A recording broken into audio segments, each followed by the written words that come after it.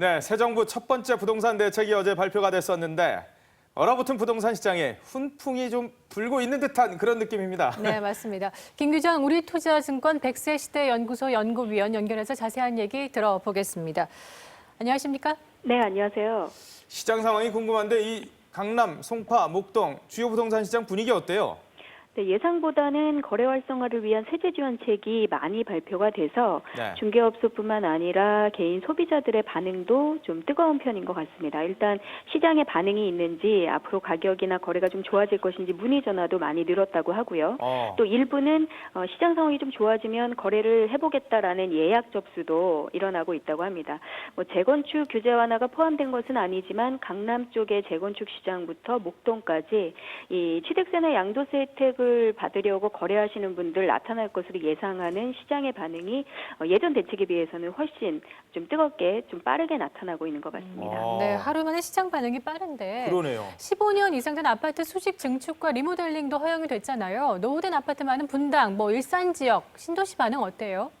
예, 일단 수직 증축을 하게 되면 일반 분양 물량이 더 지어지게 돼서 분양을 통해서 기존 조합원들의 이 리모델링 사업 부담을 줄일 수가 있게 됩니다. 그렇죠. 그래서 말씀하신 분당이나 일산, 평촌 같은 15년 이상 된 중축 노후 단지가 많은 신도시 중심으로 관심이 높고 양천구 목동이라던가 노원구, 상계동, 중계동 같은 중층 아파트 단지가 많은 곳들에서는 현재 재건축이 거의 진행되지 않고 있기 때문에 리모델링을 통해서 앞으로 이제 노후 주택의 업그레이드를 좀 하려는 이런 문의들도 늘어날 것으로 보입니다. 아직 완전하게 시장이 뜨겁게 반응한 건 아니지만 관심은 굉장히 팽배한 것 같다라는 그런 느낌인데 이게 양도세 감면 얘기가 있잖아요. 네. 지금 백세 시대 연구소 연구위원도 하시고 계신데 양도세 감면과 관련해 가지고 관심들이 좀 많아요?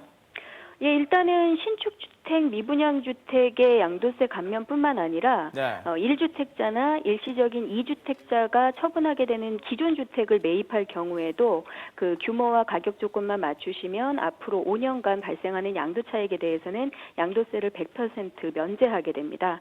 그래서 이제 좀 실수요자 중에서 주택 구입을 고민하시는 분들의 관심이 높은 상황이고요. 다만 양도 차익이 실제 발생해야만 세제 혜택을 받게 되는 거기 때문에 네. 구입하려고 하는 주택의 가격이 오를 것이냐 이 부분에 대해서는 좀 신중한 검토를 하고 계신 것으로 보이고 양도세뿐만 아니라 생애 최초 주택 구입을 하는 무주택자들에 대해서는 취득세도 연내 거래에 대해서는 100% 면제 조건이 같이 나왔기 때문에 맞아요. 살 때 내는 세금 또 팔 때 내는 세금 두 가지를 모두 좀 안 낼 수 있다라는 부분에서는 실수요자들의 관심이 높은 상황입니다. 네, 김 위원님 보시기에 어제 대책 어땠어요? 전체적으로 어떻게 평가하세요? 맞아요. 예, 일단 주거복지로 좀 흐를 것이다라는 예상보다는 거래 활성화 대책이 많이 나왔고요.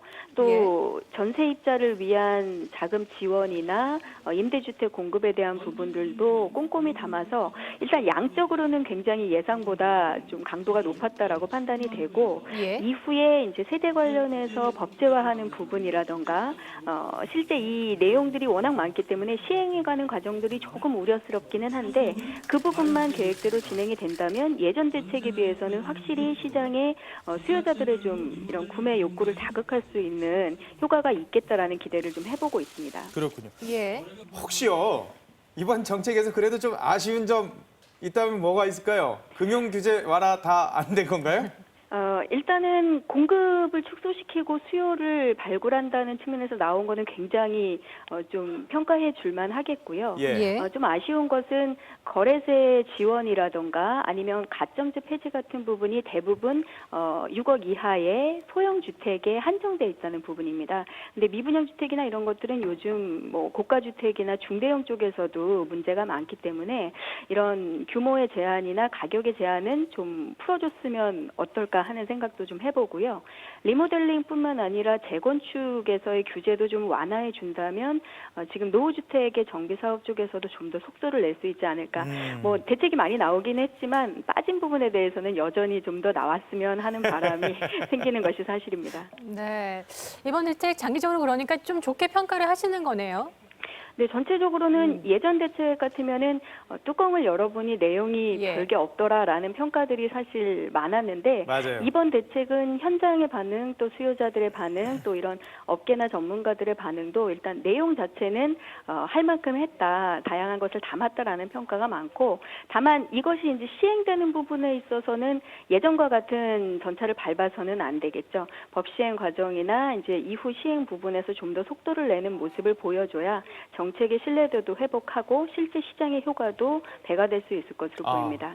예. 맞아요. 뭐 벌써 민주통합당이 이 부분에 맞아요. 대해서 부동산 대책 뭐 반대하느니 그런 얘기 있던데 네. 국회에서 좀 잘 협의를 해줬으면 좋겠습니다. 지금까지 김규정 우리투자증권 부동산 팀장과 얘기 나눠봤습니다. 고맙습니다. 고맙습니다. 감사합니다.